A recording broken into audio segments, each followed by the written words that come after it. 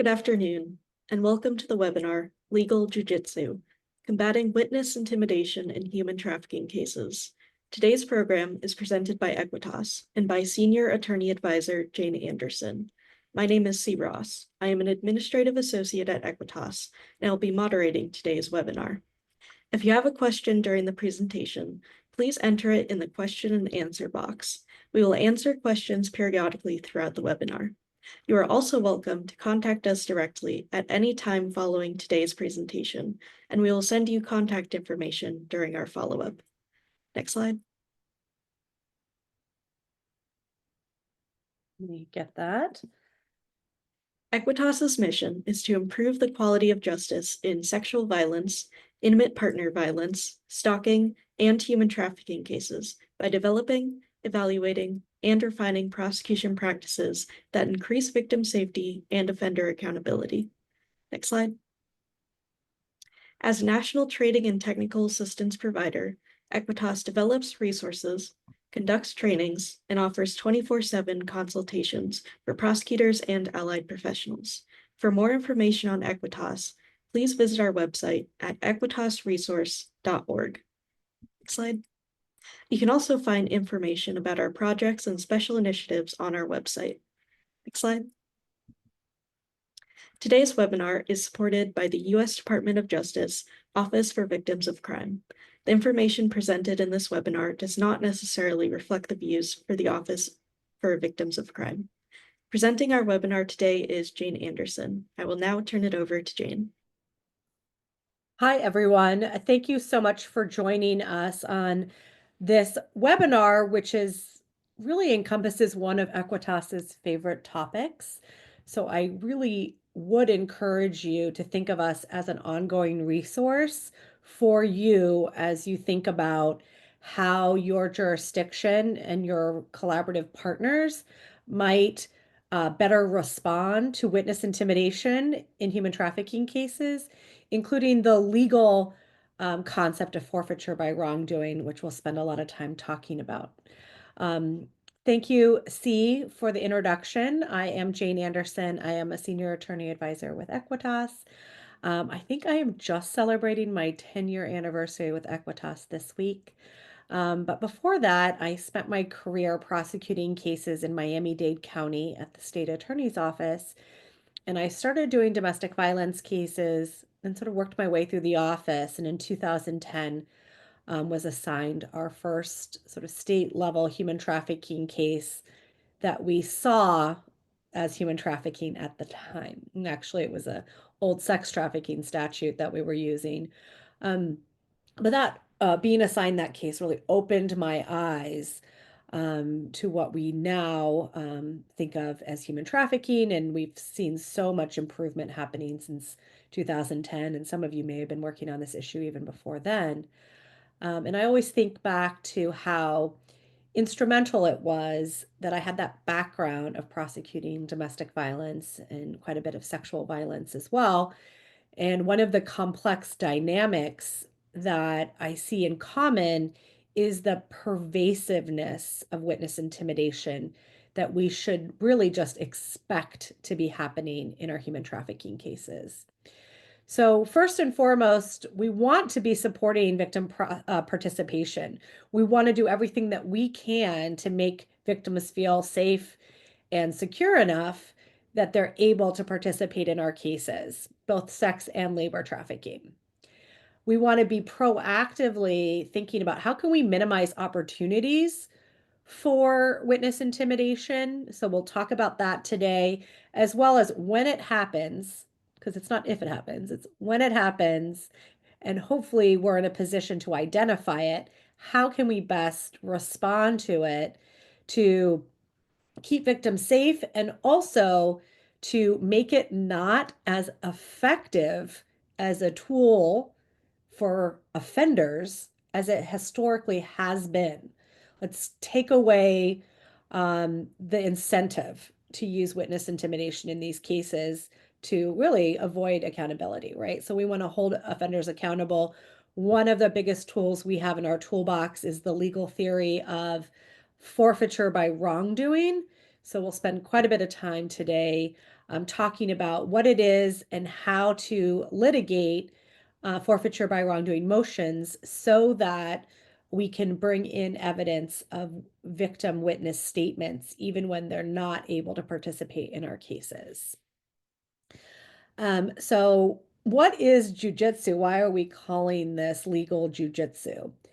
Well, if some of you are, I don't know, martial artists or aficionados, you might know what it is. But the core tenet, as I understand, is that it's a way to manipulate the opponent's force against them, right?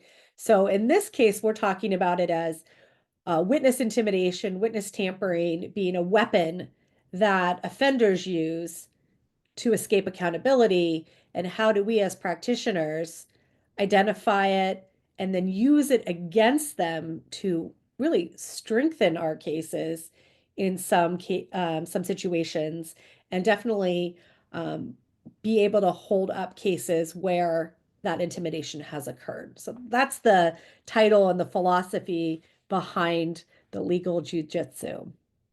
And I'm going to get myself caught up in saying that. So we always talk about the inability to participate. And I know when I was a prosecutor, we would say things like victims not on board, victims uncooperative, victim refuses to participate. And I think reframing it, at least when we talk about, um, you know, going forward with our cases, providing victim support, building cases that aren't solely dependent on victim testimony, it can help us to reframe it as a victim's inability to participate. And sometimes the reasons behind the inability to participate are obvious to us, right? There have been overt threats. The victim has moved to another country to escape a trafficking incident, or the victim has experienced such severe trauma that we can understand their inability to participate. But sometimes it's not as obvious either. And I think if we put the onus on us as a response, whether that's, in a enhanced collaborative model human trafficking task force, we have our partners, or whether it's ourselves in our individual roles as prosecutor, law enforcement, victim services. Um, if we put the onus sort of on like us, right? What have we done or haven't done to make the victim feel emotionally and physically safe enough to participate, whether they have the resources and services that are meaningful enough to put them in a position of stability and safety, and that they're able to participate. All of those things are really, and sometimes we don't know what's happening, right? So it could be fear, and that is a huge bucket, right? Fear of deportation, fear of physical reprisal, fear of what the impact on their family would be, fear on the impact of their children. That's a huge bucket. The fear of the unknown, the fear of a system that has never worked in their favor before. Trauma, again, huge bucket, and we're beginning to better understand all of the responses to trauma, some of them obvious, some of them not so obvious, that can impact a victim's ability to participate with us. We could throw in here like coping and survival mechanisms that victims have figured out work for them to keep them alive, but maybe aren't the same sort of coping skills that allow them to participate in a criminal justice system process for what typically takes years.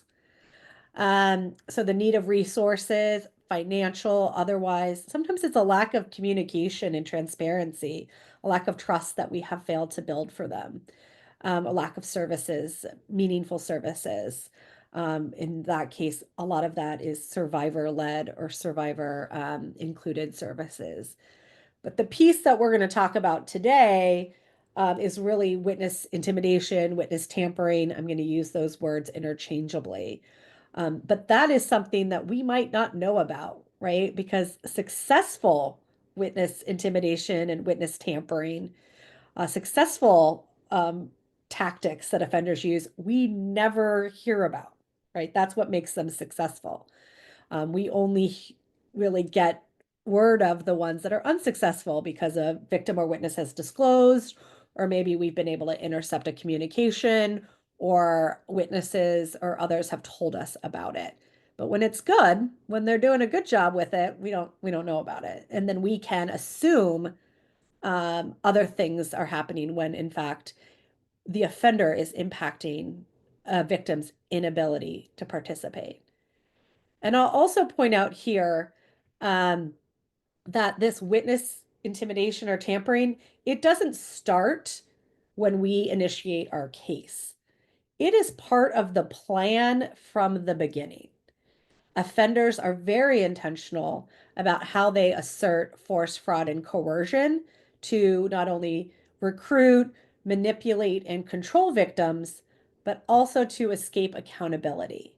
Because ultimately, the offender's goal is that a victim never discloses what happened to them, right?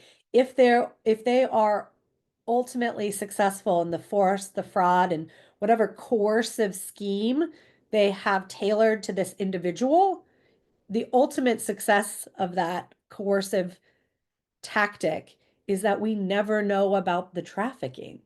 So the witness intimidation starts way before we get involved. We think about it, and maybe legally it is once a case is initiated in some way, an arrest has been made, or the offender knows that there's an open investigation or a case is set for trial. That's when we think about intimidation. But traffickers have been laying the groundwork throughout the entire uh, course of the relationship, that trafficking relationship that they've had. And so the good news is that gives us a preview into what intimidating tactics will be used. So the same tactics that they used in the course of the trafficking, probably the witness intimidation is going to look very similar. So in a labor trafficking case, if the coercive scheme was all about threats of deportation, which would mean not being able to pay off a debt, which would mean returning to a home country without having paid off a debt, now a home or land as collateral is going to be taken away, or um, family is going to be separated. Well, that's the same kind of threat that's going to be used in the course of intimidation. You're not going to pay off your debt. You're going to be deported. If you go to the police, they're going to deport you, right? It's going to mirror one another. So it gives us an opportunity to really preview if we've done an investigation enough to know what are the ways that this offender is controlling this particular victim, we're going to be able to have a good sense of what that intimidation or that tampering might look like. What are the buttons this trafficker knows to push in this case? So, what are common tactics that offenders use to intimidate victims? Um, I previewed the, deportation. We see that a lot in our labor cases. I'm curious to know what you've seen in your witness intimidation cases as well, because it's going to be individual, right? So we can think about it, but there's always new and creative ways that traffickers figure out how to control and manipulate their victims. So the common tactics that we typically see are going to look like emotional appeals. This comes from what we know about domestic violence and intimidation and tampering in those circumstances. And so when the dynamics of our trafficking case look a little bit like a domestic violence relationship, because maybe the recruitment was through fraudulent claims of relationship, romance, building a family, then we can look to and bring analogous research to bear on our intimate partner or our romantic coercive trafficking cases. I'd also want to point out that cultural fear tactics are very prevalent, and that can be the misuse of culture, the misuse of religion, and the misuse of sort of what might be at somebody's heart of, why they are in this situation to begin with, right? They're trying to build a better life for their family, and that cultural piece is really important. Then that's what's going to be used against them. We talked about deportation. I think obvious threats of violence to the victim, family, friends, others. That one is also something that we can immediately see. And then also think about financial manipulation. If that is the driving force behind the trafficking, then you have seen traffickers try to pay off victims or to threaten victims with the lack of financial resources to exit and to move on. So I do want to spend a little bit of time talking about the emotional appeals because I'm guessing a lot of you see that. And there is some research. It's specific to domestic violence, but I think we can learn a lot of lessons from it.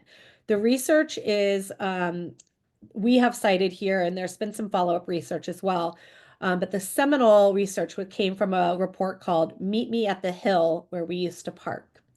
And they studied jail phone calls. We all know these are like gold mines of intimidation and tampering evidence.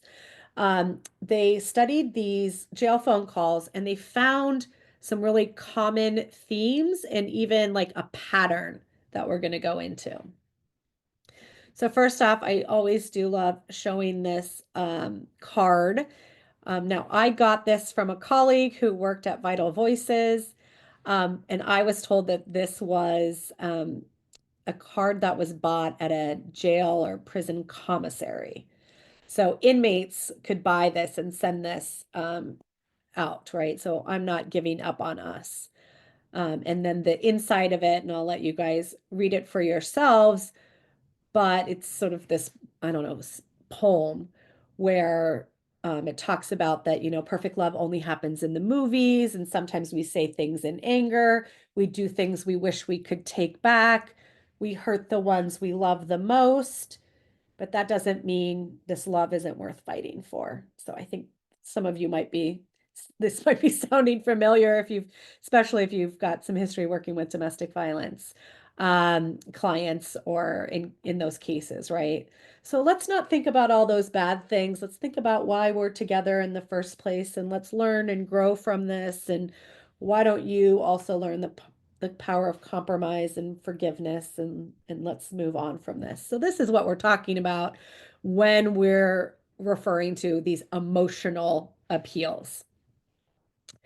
But this is where the research brings us, which is that there's this sort of 5-step pattern, right? So, and again, this is domestic violence, so we're probably talking about cases initiating a little bit differently. In domestic violence cases, a lot of them initiate because a victim is calling for help, which might not be the same in our trafficking cases. But I think there's still a lesson to be learned here. So initially, the victim is strong and resolved. There's been an incident perhaps that brings them to the point where they've had to call for outside help. And that's where we're meeting them. But then soon enough, we hear the offender on the phone calls. Again, this is where this comes from, these jail phone calls, where there's this minimization of abuse that starts happening. And all of a sudden, the offender is sort of putting themselves in the position of a victim. Like, oh my gosh, jail is so bad, or I can't believe this is happening to me, or those types of statements. That eventually becomes they don't understand us, which quickly comes to it's us against them, it's us against the world. You should lie for me, you should do this for me because it's really us. And then eventually, step 5 is the plan, developing the plan. And the plan can be any number of plans, right? It could be, go to the prosecutor's office and sign paperwork to get the case dropped. We used to get these sort of what we would call null pros memos, where we get in the mail all of a sudden the victim, declaring that they want a case dropped. But there are lots of different ways that this plan can be developed. So I'm curious if anybody wants to add into the chat what they've seen as this plan. Because it continues to grow, right? Sometimes I think it's this build a better mousetrap situation. Like the first plan was tell the prosecutor drop the charges. Then it's like, don't show up, with the subpoena, don't come to court. Then it's come to court and tell them nothing happened. Then it's come to court and tell them, it was self-defense and you hit me first. And again, I'm talking in the context of our domestic violence cases. But thinking about what we know from that and how we can then prepare for what it might look like in a different context, the context of human trafficking. So knowing all of this, I think the first thing that we should be doing more proactively, strategically, is thinking about how do we educate victims of the reality of what this might look like for them. So first off, that sort of Venn diagram of the force, fraud, and coercion and the tampering, intimidation, that could be really helpful because that informs us. It could also help educate victims. Also, just sort of like demystifying that tampering, intimidation is always this very overt, violent threats. Sort of the Godfather movie example of, the horse head in the bed. Yeah, no, it might not look like that. It might look like promises to do better, those emotional appeals.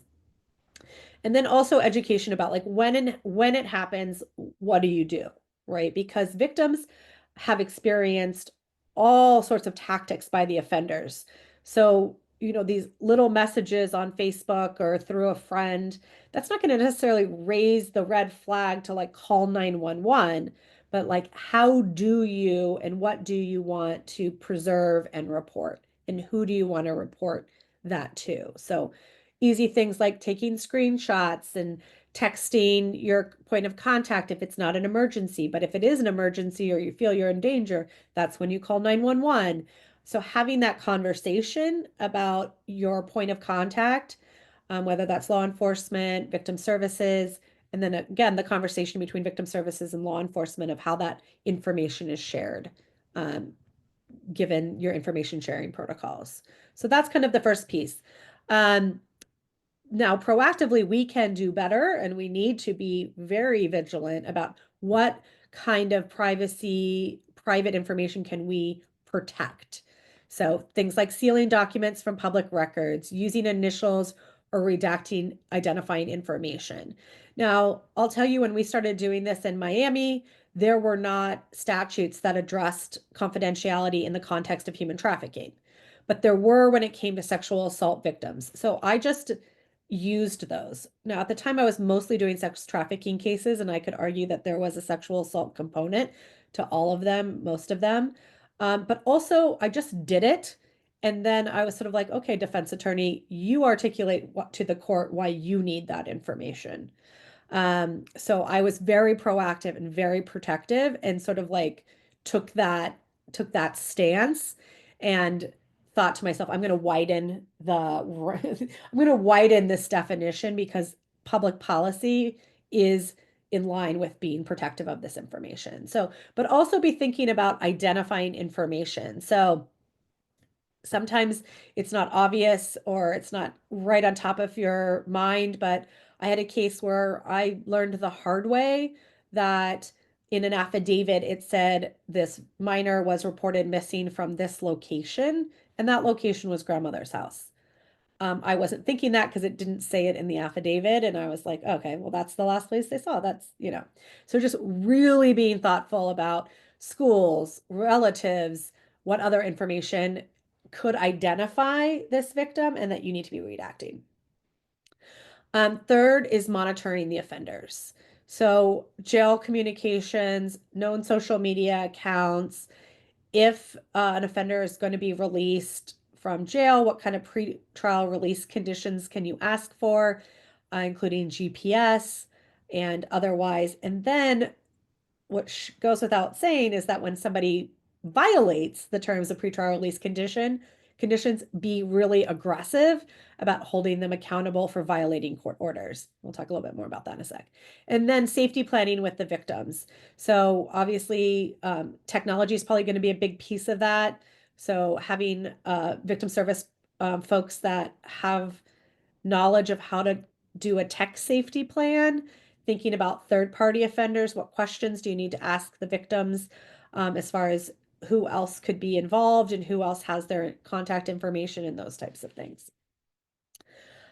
This is an example. It was modified by my old office, and the initial document was actually created by the city of Denver, and they did it for victims of domestic violence. They put together a one-pager, which basically said in an offender's words, like what they could possibly say to their victims, so that when a victim read it, they could start getting some light bulbs going off of like, oh my gosh, that's exactly what he says.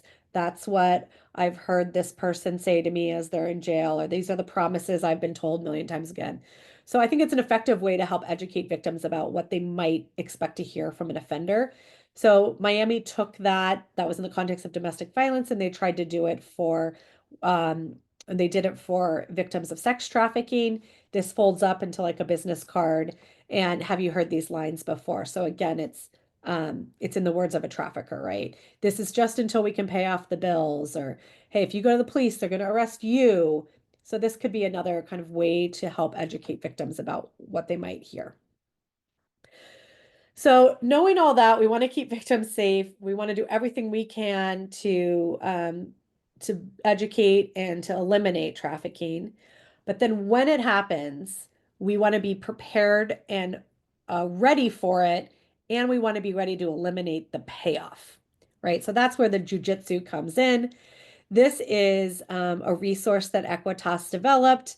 It's a couple of years old, and it's not just for trafficking, it's for intimate partner violence. But there's so much in it that I just wanted to encourage you guys to look at this as an additional resource for you. Lots of case law, lots of guidance for you. Okay, so protection orders. Obviously, there's two types. There's a criminal protection order and a civil protection order. The criminal protection order usually lives as long as the criminal case lives. It can be a condition of pretrial release. Violating it could mean revocation of that release, which could be a really strong way to hold somebody accountable for violation and to make your victims safer. In a lot of places, violating that condition of pretrial release is itself a crime. It was also always contemptible because it is violation of a court order at the heart of it.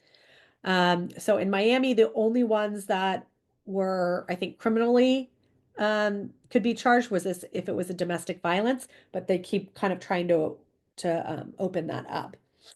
And then civil, you have to be careful because not every jurisdiction has a protection order that would be available to victims of trafficking. You would probably, I don't know if anyone that, well, maybe I've heard of one that's specific to trafficking, but a lot of times they're for intimate partner violence, domestic violence, sexual violence, or stalking. So, depending on the relationship between the offender and the victim, it might be appropriate to get a civil protection order, which of course can outlast a criminal protection order.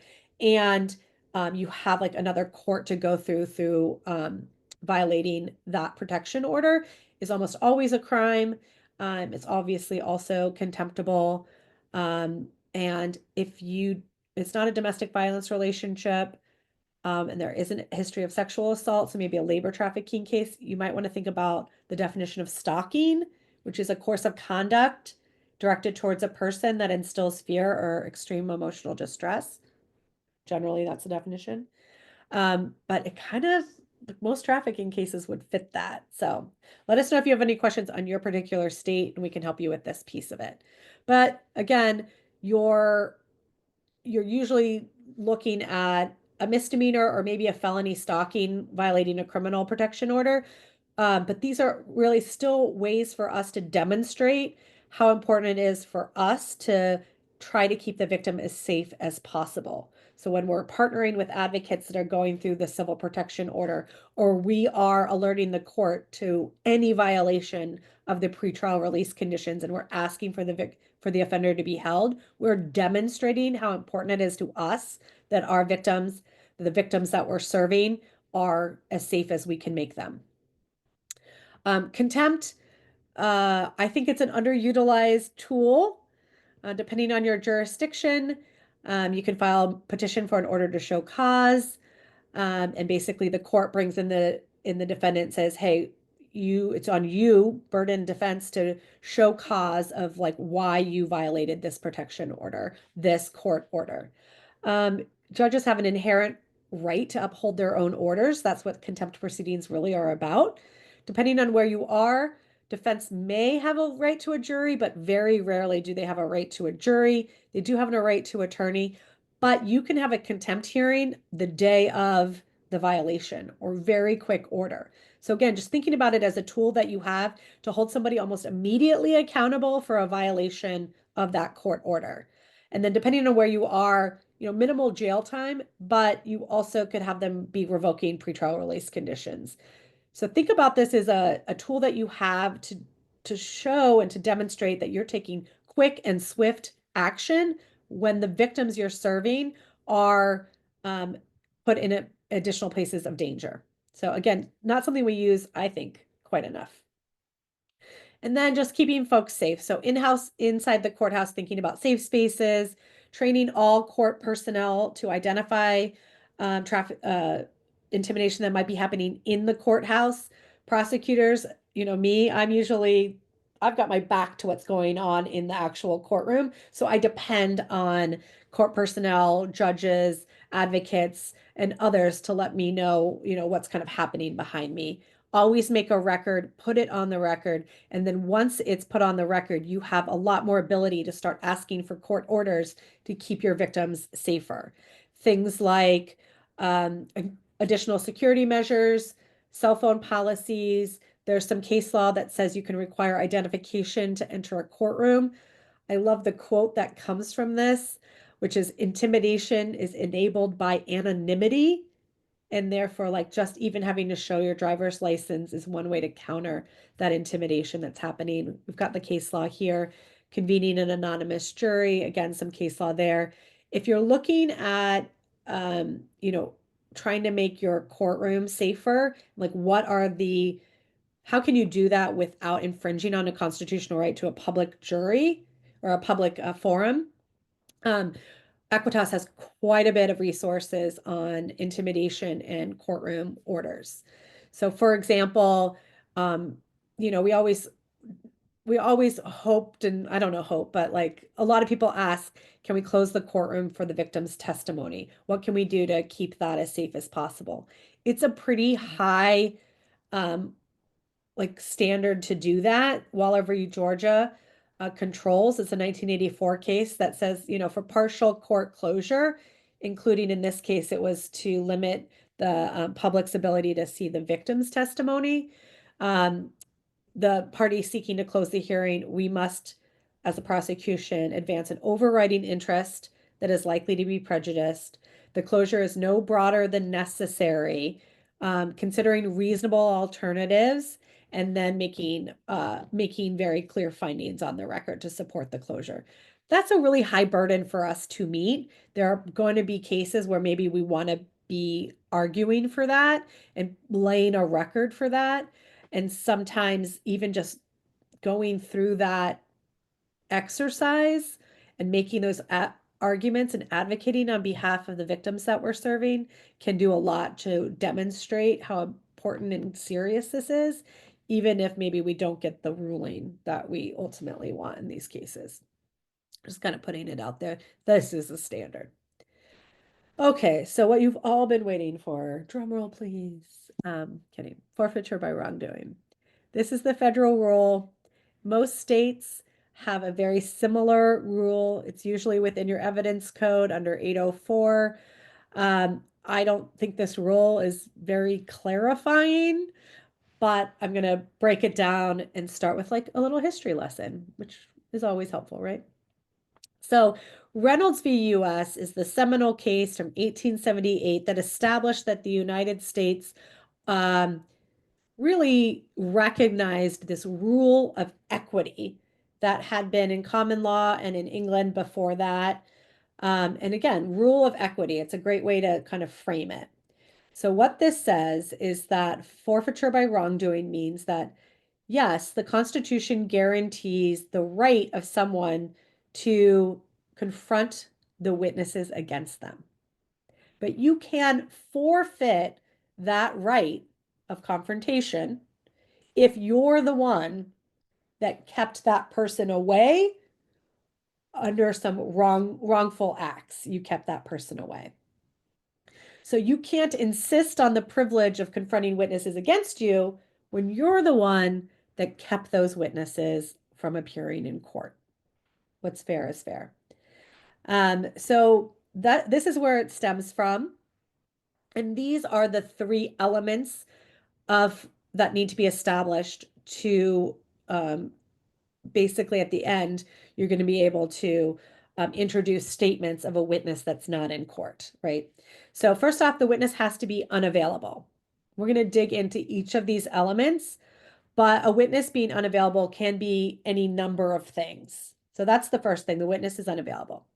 It has to be because of, at least in part, because of the defendant's wrongdoing.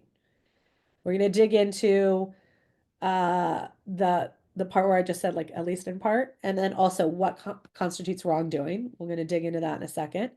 And then the third element is that the defendant had to intend, at least in part, to make the witness unavailable.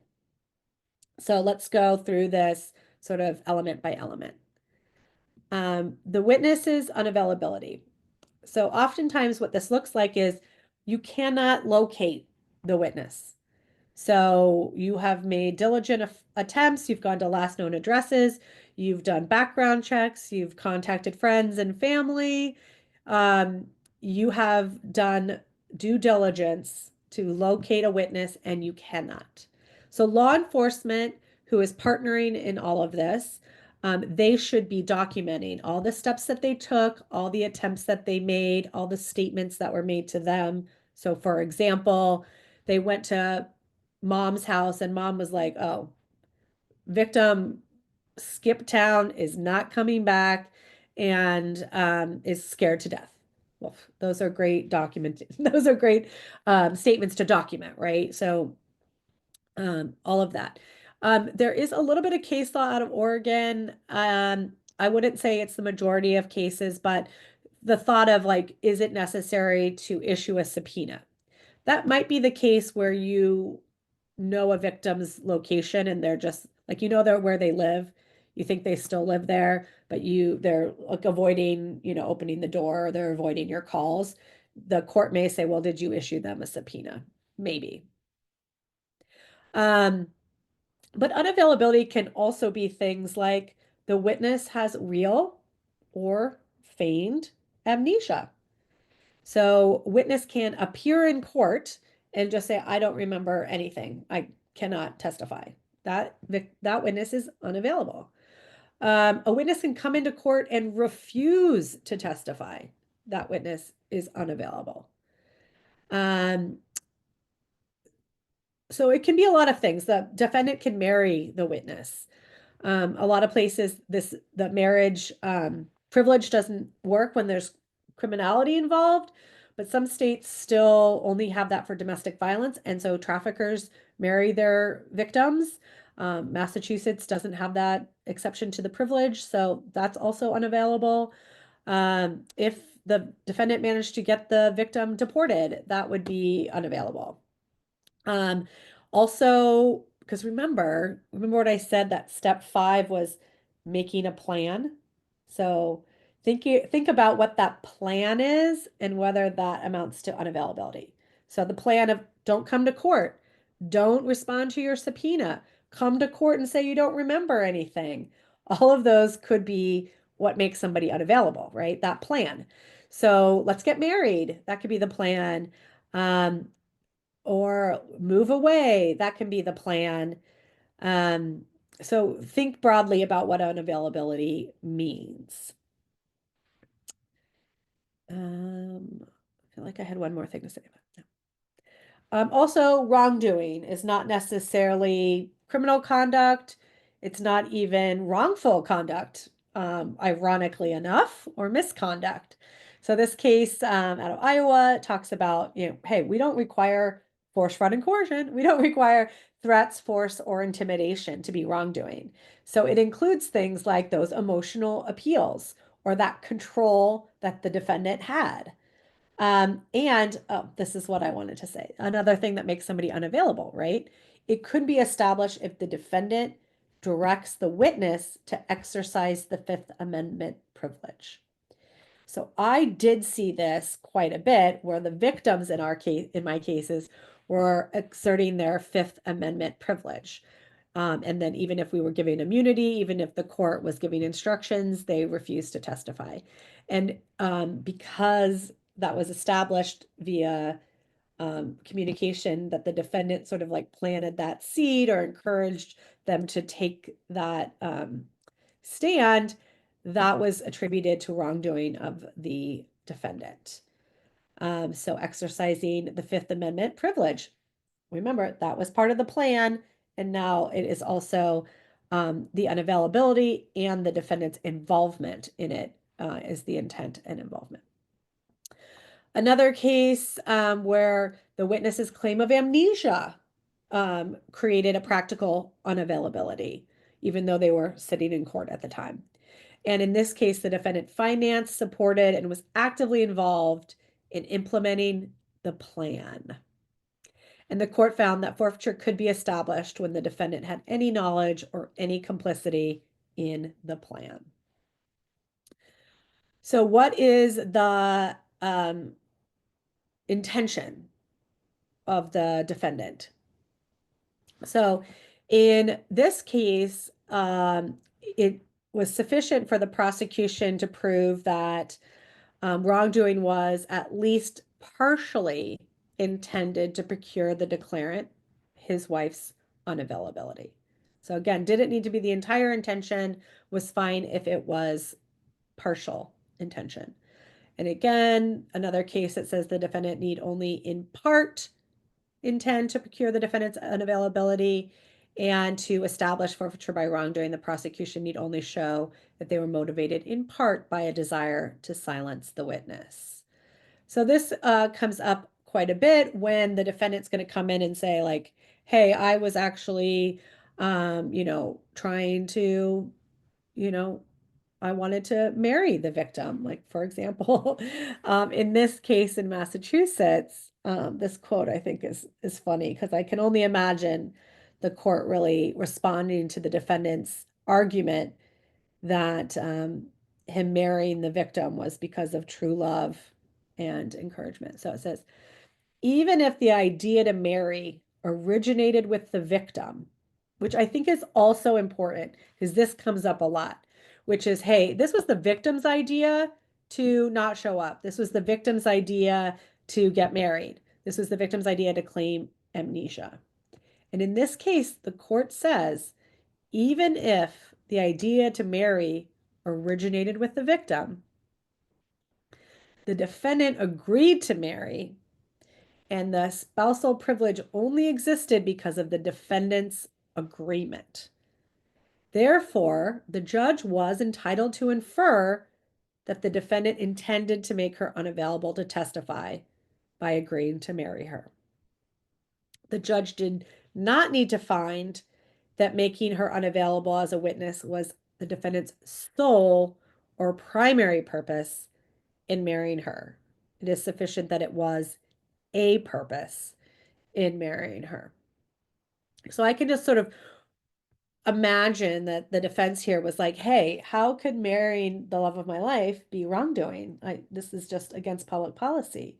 So the court, I think, sort of slices through that, and also without having to disagree that maybe part of the marriage was based on, love and mutual respect, but that the defendant knew that by marrying this person, there was going to be this privilege. This privilege was going to protect him, and that it was going to have the outcome, at part intentional outcome, that the victim would no longer be able to testify against him in court. Um, this is a case out of Illinois, which is fairly recent, and I think, again, instructive to think about how the courts, because you might be in a jurisdiction where there isn't a lengthy sort of case law about forfeiture by wrongdoing, because even though that original case of Reynolds happened in the 1860s or whatever it was, we really didn't start hearing about it again until more recent years. So I think it was codified in Florida, for example, in 2012. And I think that was probably when a lot of the codification was happening, including maybe even the federal rules of evidence. And then you had another case, Giles, that came up, that kind of brought it back to, oh, okay, let's remember this old concept. Let's see how it plays out. And what we see is that the case law that does exist is either in the context of gangs or it's in the context of domestic violence. And so, um, good news is that most states, your rule of evidence mirrors that federal rule of evidence.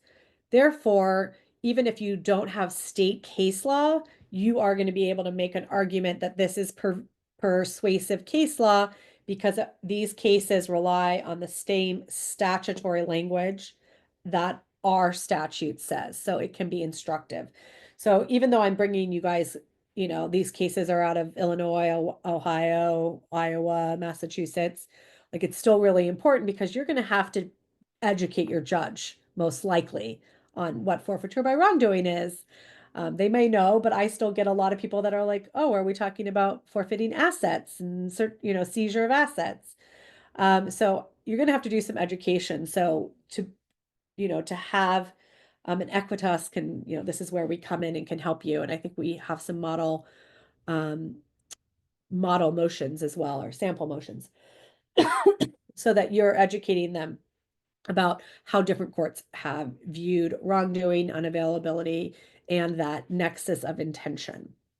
So in this case, it was a domestic violence conviction, and the defendant appealed because the victim's statements came in under forfeiture by wrongdoing, and he was arguing, the defendant in this case, that that was improper, and that defendant, was not the reason the victim was unavailable, and pointed out that the victim had other reasons for not testifying, including that she had an open criminal case. So basically, the argument was, hey, I'm not the reason she didn't come and testify. She's got her own reasons that have nothing to do with me, including you guys are prosecuting her for something else. Pretty good argument. And then also the second piece was that the defendant did not engage in wrongdoing to the level of threats, bribery, or coercion. So defense, even though there's lots of case law that says it doesn't have to rise to that level, that is what defense are going to say when the wrongdoing is based on those emotional appeals. So, hey, I didn't overtly threaten. I didn't, bribe them. I wasn't being coercive. I was just merely mentioning that if we got back together, we'd be a family again. And if you testified, that could never happen, that kind of thing. So in this case, the admission of the statements was upheld. And the court went on to say, the defendant's contention assumes that the only sort of conduct that fits under forfeiture by wrongdoing is violent or threatening conduct. And here, because the defendant's conduct was cajoling and attempting to play on the victim's feelings for the defendant, both as a romantic partner and as the father of her children, as discussed above, wrongful conduct under the doctrine of forfeiture by wrongdoing is any conduct performed with the intent to prevent the witness from testifying. So great case if you've got, sort of those muddy waters, which we would expect to have in our human trafficking cases.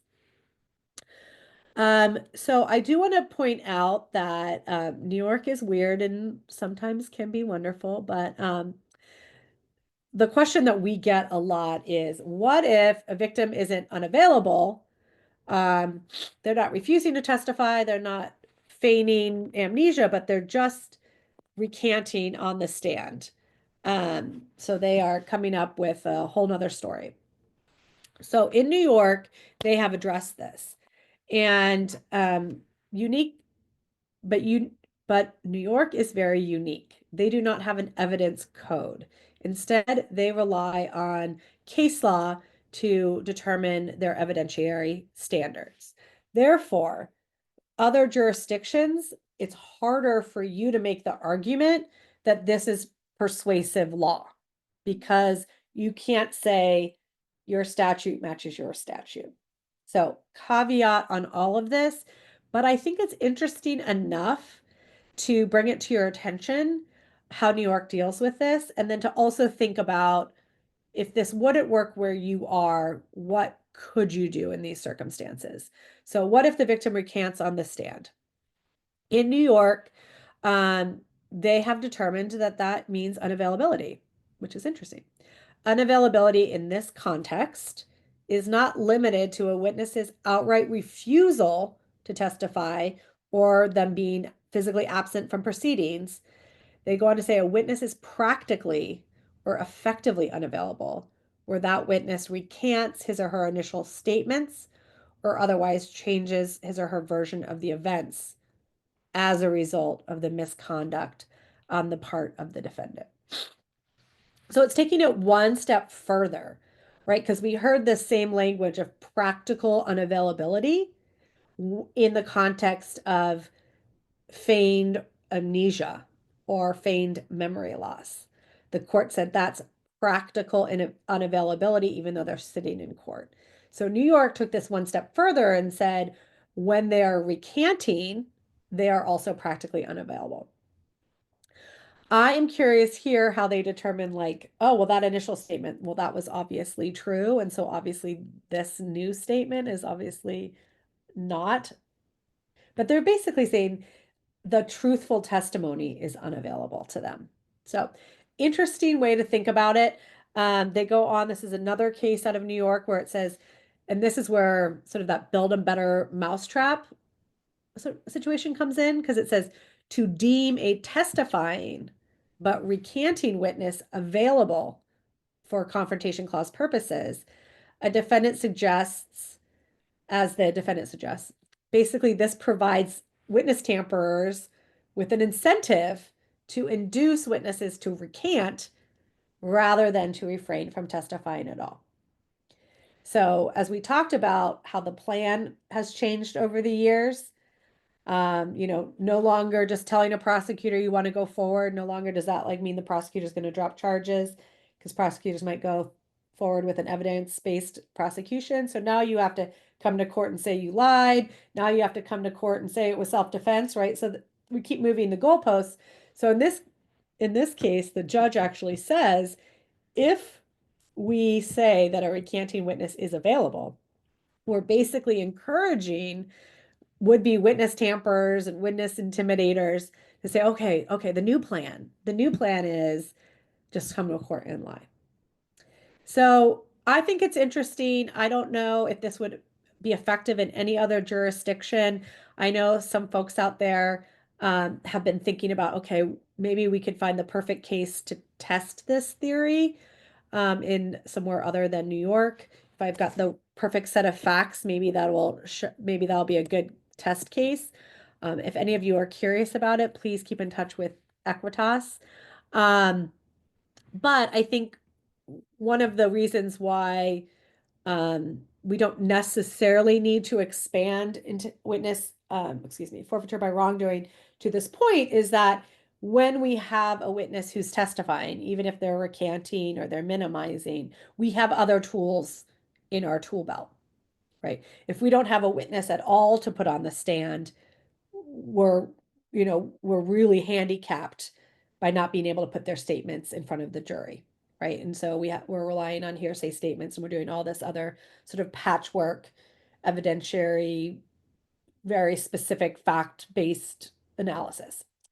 But if we have a witness that is testifying, but they're just not testifying in our terms, like truthfully or fully truthfully, then we can do things like soft cross. We can introduce previous statements. We can, we have more to work with in this case, so it's not as imperative that we have the tool of forfeiture by wrongdoing. Um, it is a great tool, but it's not our only tool, right? So put that aside for a second. Okay, so how do we actually do this? So forfeiture by wrongdoing motions require a hearing. That hearing is outside of the presence of the jury. I mean, ideally, this is happening before you go to trial, but sometimes it happens in the middle of trial because we never know, like a victim may, um, you know, we may have had great contact and then all of a sudden they get a visit from the defendant's brother, on the eve of their testimony in the middle of trial. But to the extent possible, obviously, we're educating the judge. Judges don't like to make decisions in the middle of trial when the jury is sitting there. So, trying to be as prepared as possible outside of the presence of the jury. The standard to prove forfeiture by wrongdoing in all but 2 states is preponderance of the evidence. It's a pretty low standard, comparatively to beyond a reasonable doubt.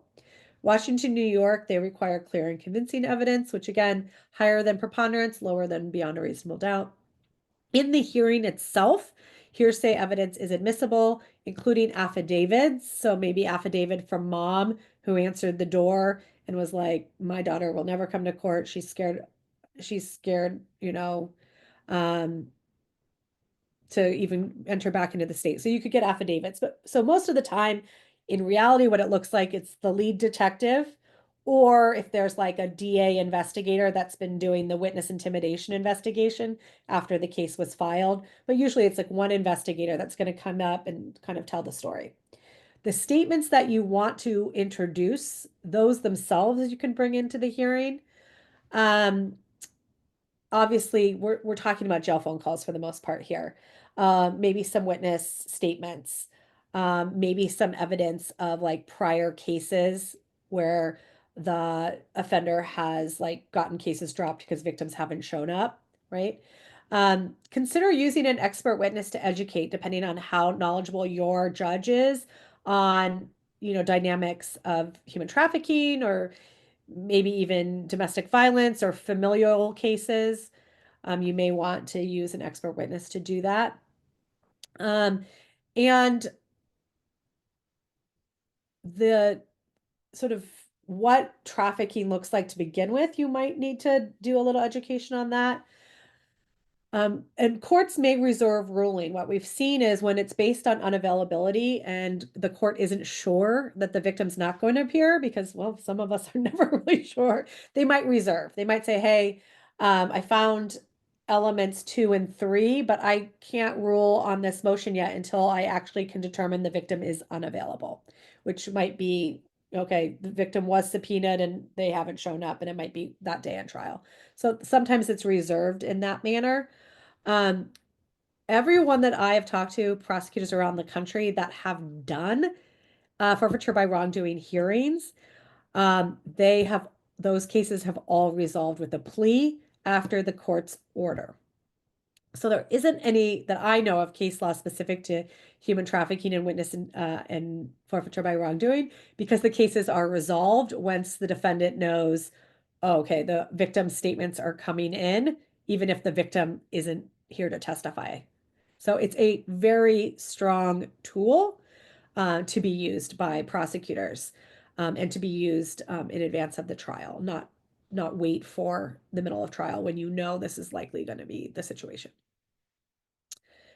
And I'll also say we don't have the case law on here, but Giles v. California was another case. It was a domestic violence Supreme Court case where the court ruled that the prosecution hadn't done enough to prove the defendant's intent behind the wrongdoing.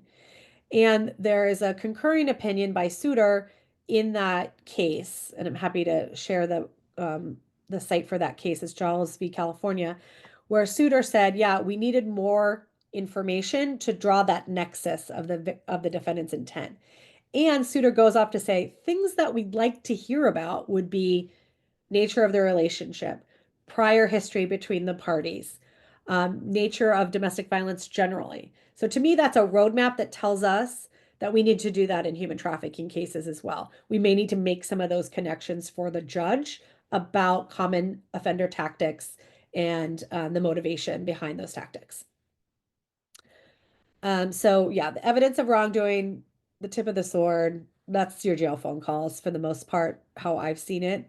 But you do want to think about, mom, friend, relatives, coworkers, anyone else that might have some information about the victim's fear or about offender contact. Those could come into handy. And then the dynamics of the relationship. That's going to be sort of that foundational information that your judges might need to make the contextual call of what did these offender tactics, what was the effect of those based on this context of the relationship. So there are other ways that we can bring the victim's voice into the courtroom.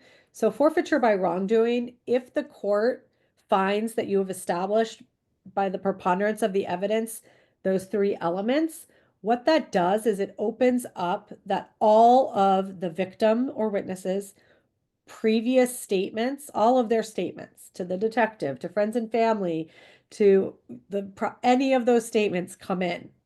And there is no secondary Crawford analysis either. So they just come in, which is why this tool is so powerful and why most cases resolve if a prosecutor is able to establish forfeiture by wrongdoing. But if you don't have forfeiture by wrongdoing, you should still really be thinking about, let's say you just don't have the evidence of the forfeiture by wrongdoing because the offender is super good at hiding their intimidating and tampering from us. We still want to be thinking about how we can bring that victim's voice into the courtroom, even if they're not able to participate in the case.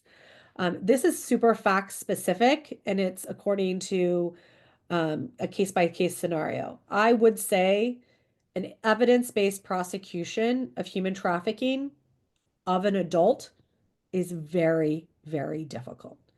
Of a minor, where you don't have to prove the force, fraud, and coercion, minor sex trafficking cases, I think it's much easier to establish those cases without a victim testifying.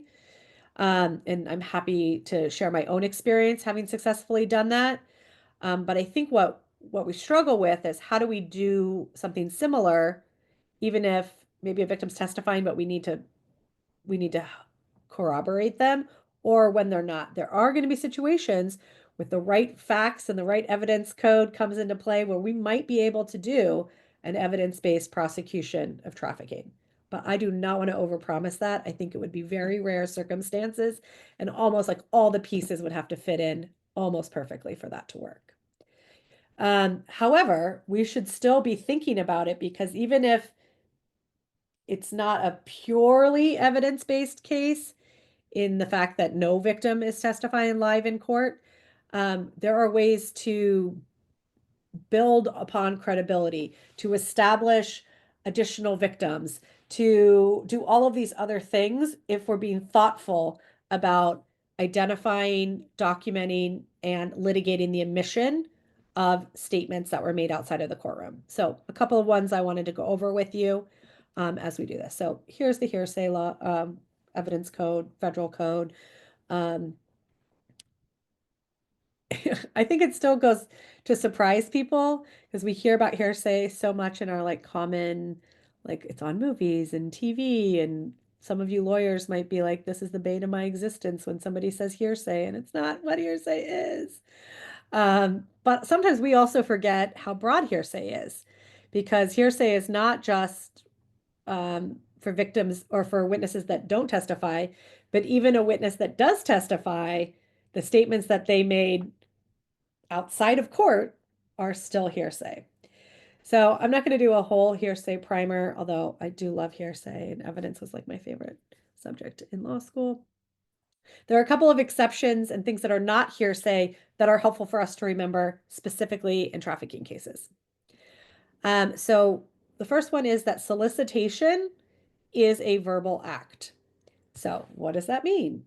So words of solicitation are sort of like those words of making a contract, like, for example, I will have sex with you for $50. Okay, sounds good. Yes, those are words that we're saying, but they constitute a verbal act, which is an agreement or a solicitation of an agreement. So, what the evidence code says is those words of solicitation of agreement, those are not hearsay because they are really an act which is offer acceptance. And an act is not subject to hearsay. So, in most jurisdictions, solicitation is a verbal act and not hearsay. That is different jurisdiction to jurisdiction. Some places it might be an exception to hearsay, which could make a difference, but just important to know because what this allows you to do in most cases is introduce online advertisements and words that were said in the course of an undercover operation or words that were said in an agreement for I'll do this job for this amount of money. Or if I work for you here, you're going to provide me housing here. So words that have a legal significance of like almost like a contract, think of them as verbal acts and they should be admissible in court. So this case out of Oregon is specific to an online advertisement where it said the act of posting an online advertisement offering sexual conduct for money itself carries legal significance. Regardless of the statements, if they're true or not true, it doesn't matter. It's the act of putting the statements out there that's important. This is maybe a little nuanced, but good to remember that advertisements and words of solicitation can usually come into court without a hearsay analysis. So, in any event, the advertisements in this case were not offered to prove the truth of the statements in them, i.e., it wasn't important that she was going to charge $50, it was that there was money for sex. The truth of the agreement was not as important as the agreement. And to demonstrate the defendant was connected to offers of prostitution. Therefore, the advertisements are verbal acts and not hearsay. So some of you might have struggled with like post back page. How do we get these ads into evidence when we no longer have like a cooperating law enforcement liaison with Backpage that we used to have? This is a way to do that. So any agreement is can come on. Think about it under this. This comes into play. So for example, as a prosecutor, I don't have a victim. It's an adult human trafficking case. I'm going to have a really hard time proving force, fraud, and coercion because I don't have a victim able to take the stand and talk about that. The victim's not available. But I can, under Florida state law, in case in a lot of your state laws, there's like a organized crime or RICO statute where if I can prove a certain number of enumerated acts, then I can prove racketeering RICO. In Florida, for example, prostitution was one of those enumerated acts. So if I could prove 3 acts of prostitution, I could prove racketeering. And it didn't matter if there was force, fraud, or coercion at all. And racketeering had some good teeth in it. So that was for me an evidence-based strategy to go forward on a case where I couldn't prove the force, fraud, and coercion because I didn't have a victim who was able to testify to that. So this would have come in a lot of handy for that, right? Because I could have proved the acts of prostitution without the victim having to testify to that. The undercover officer could have done it. Sidetracked there a little bit, I apologize. So the other one to remember is statements of co-conspirators.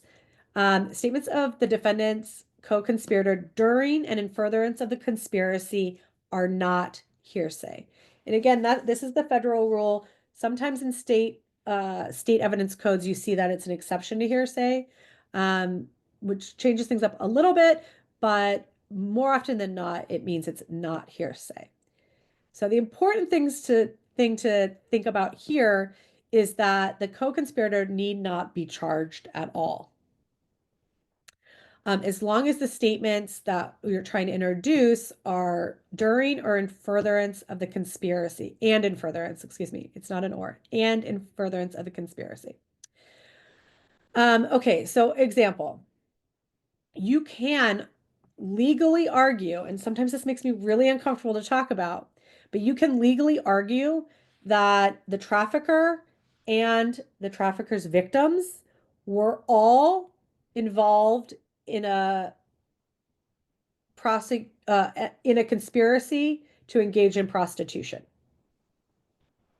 I know that's uncomfortable for us to think about our victims being part of that conspiracy, but legally, you can make that argument. You don't need to charge the victims, but you can make the argument. But what they said during and in furtherance of that prostitution organization is a co-conspirator statement and not hearsay.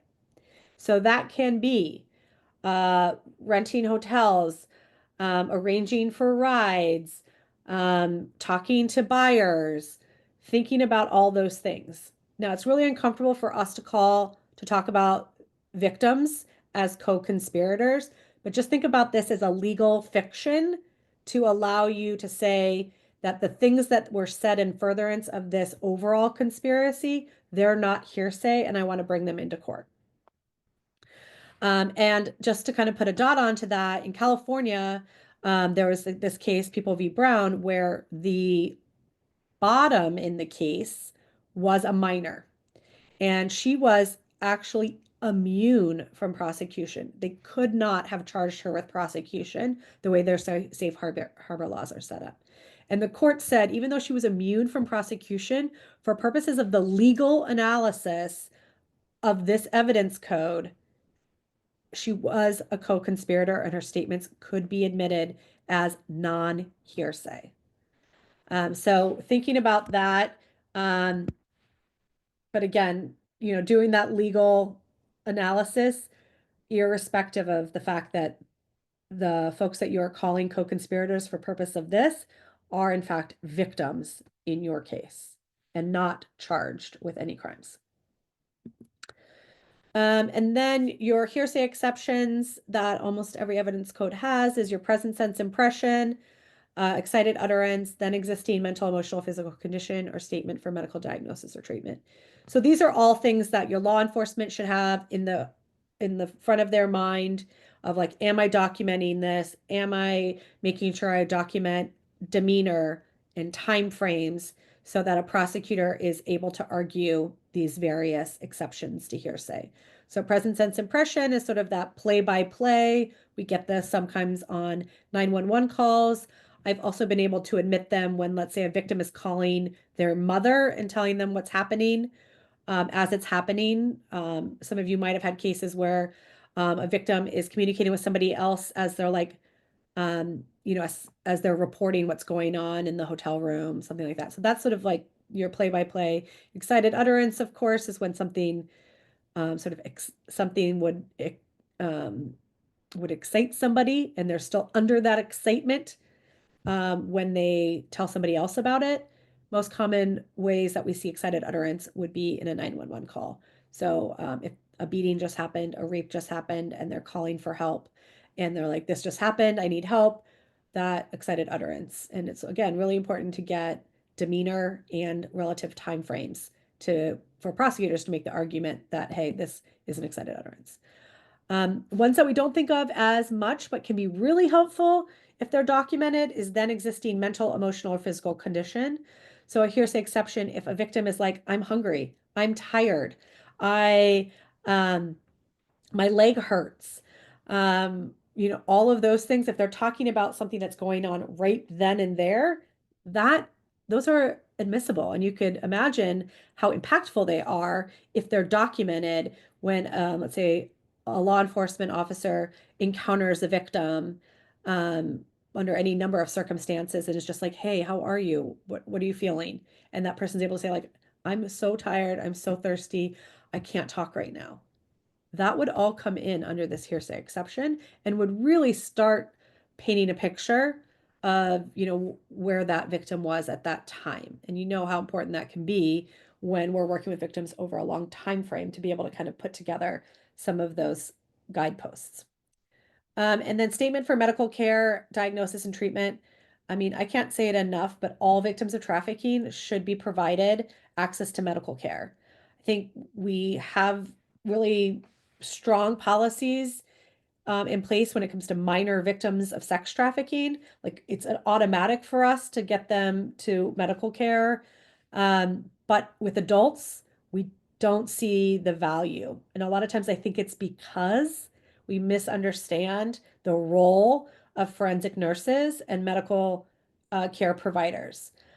They do so much more than collect DNA, which, of course, in a lot of our trafficking cases, DNA is not going to be like a super helpful piece of information. However, um, anyone that's been trafficked has medical risks and medical concerns and probably untreated medical, um, injuries or untreated chronic conditions that, haven't gone without any treatment. So, providing medical care to all victims of trafficking, meaningful medical care, is so important for a trauma-informed response. Good news is, and it's always helpful when this works, is that providing that medical care, that access to medical care, also often can be helpful for our case. It's nice that both of those things often will work out because when victims are being treated by medical professionals and they're talking about, their concerns and why they, um, you know, injuries and the nature of those injuries, those things often can come up in our cases. So some states even allow, the who behind it, but almost every state is going to allow, you know, how that injury happened, when did it happen, um, what is the result of that? So anything from an old scar to the nature of an STI to um, depression to medical like prescription that they haven't had access to, all of that could come in a statement made for medical diagnosis or treatment. So I'm going to get off my soapbox, but we do not do enough when it comes to our adult victims of sex and labor trafficking, providing them with access to appropriate medical care. So step off. Okay, so the Crawford analysis, obviously, for all of our exceptions to hearsay, we want to be thinking about, is it testimonial or non-testimonial? If it's not to law enforcement, we're pretty good that it's non-testimonial. If it's made to law enforcement or one of their agents, much more likely to be testimonial. If it's reporting a crime for purposes of later prosecution, so an investigative interview, that's going to be testimonial. A 911 call made primarily for the purpose of getting help, less likely to be testimonial. So what this tells us is that investigators and prosecutors that are guiding investigations should be really thoughtful about, okay, are we documenting any statement this victim made to witnesses, to friends, colleagues, neighbors, family members? Those are so much more likely to be admissible than statements to police, but not if we don't talk to the other person that they made these statements to. And then obviously purposes of medical treatment, I already said that, and ongoing emergency. Those are usually non-testimonial as well. So just trying to set ourselves up for success by getting as many non-testimonial statements from the victim as possible. Not as important to our conversation today, but thinking about reports and records. Generally, if they're phone records, data compilations, Facebook records, they're going to be non-testimonial.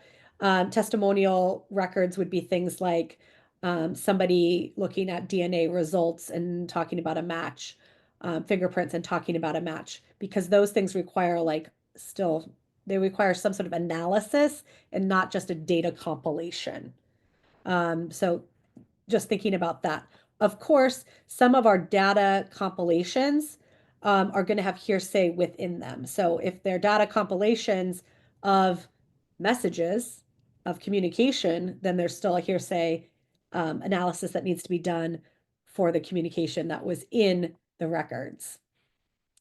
I think I just opened that. So the analysis is really, is it hearsay, out of court statement, made for the purpose, offered for the for the truth of the matter asserted.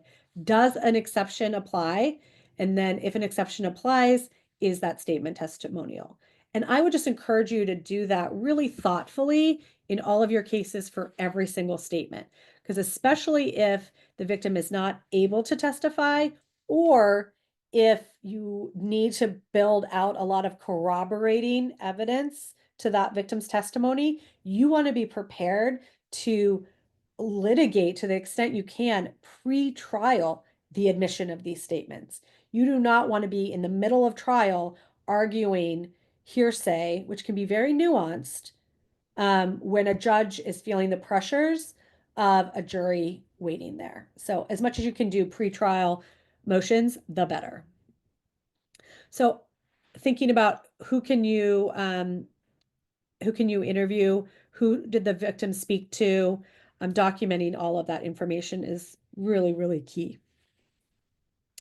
And then the sort of last strategy that I'll present is how do you preserve testimony of the victim that you might be eliciting early on in a case. So if a victim has provided prior testimony, that can sometimes be admitted if the defense has been offered a full and fair opportunity to cross-examine that witness. So this isn't going to be grand jury. This is going to be like in the course of an adversarial preliminary hearing, or potentially in some sort of preserving testimony situation. Some places call that depositions or preservation of testimony. You might be able to do it under those things as well. So the key parts are, if you do that adversarial preliminary hearing too early in a case where discovery has not been passed to the defense, then you might not be deemed, it might not be deemed that that was really testimony where the defense had a full and fair opportunity to cross-examine. Also, I know sometimes we don't put the victim on at all in those hearings. Maybe think about the advantages of putting them on while you have them. And then also, sometimes in those hearings, we want to really limit the scope because we're just trying to get our probable cause determination. But if we're thinking we want to do this for potential purposes down the road of admitting it as prior testimony, then maybe we want to allow a wider scope of inquiry so that we can then say this was in fact prior testimony. The defense had discovery, they had a full and fair opportunity to cross-examine.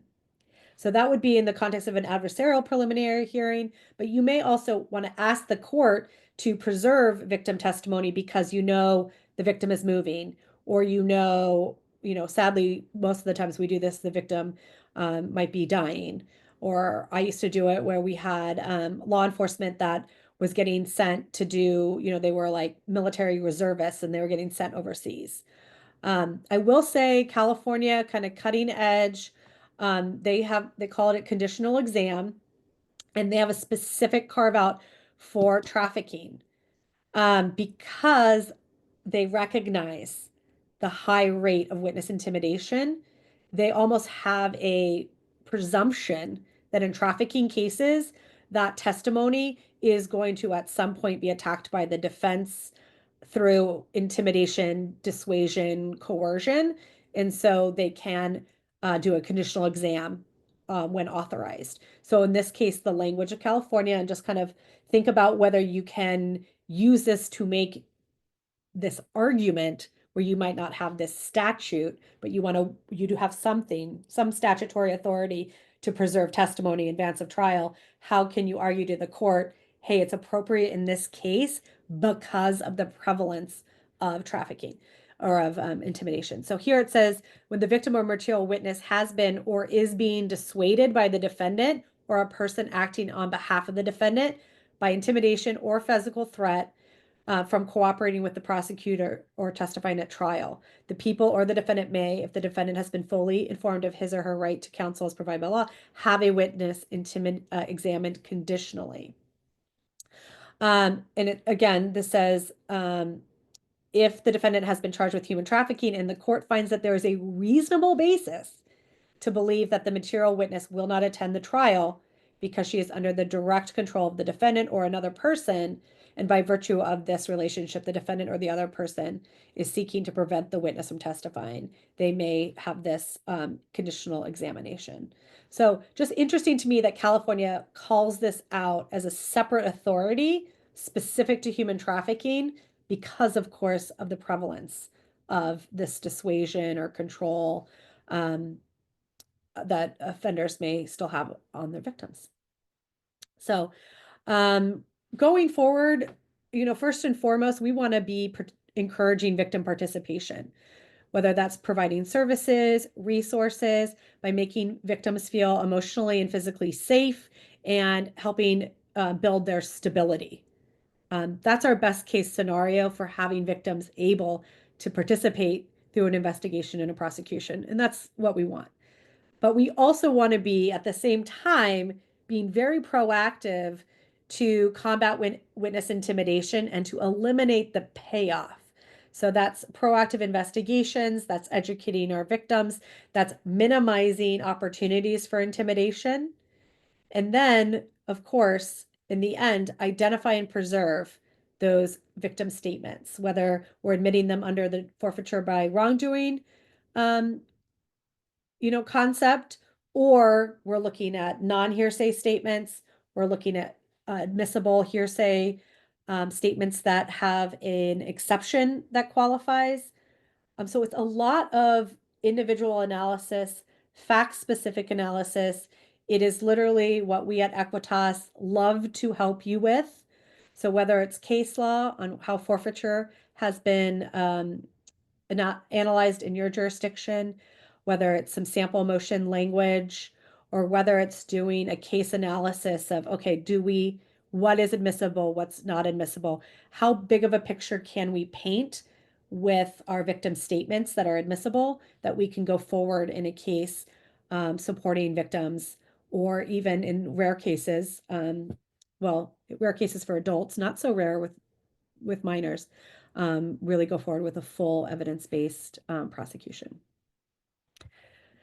So thank you, OVC, again for their support, which allows us to put on these webinars. But there are so many other OVC funded resources.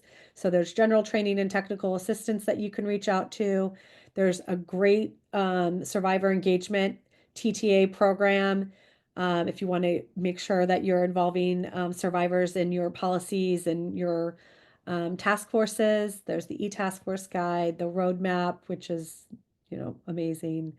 ICP has an online portal. You do need to sign up and be a member, but there are a ton of OVC funded resources that you can find through that link, and labor trafficking specific resources we wanted to push out as well through the framework to combat labor trafficking. You guys know hopefully how to get a hold of us. This is my personal contact information. You can reach out to me via email. We try to be super responsive and help you with whatever you're working with. And then we have lots of other things you can engage with us on. So the traffic report is sort of a monthly conversation with the field.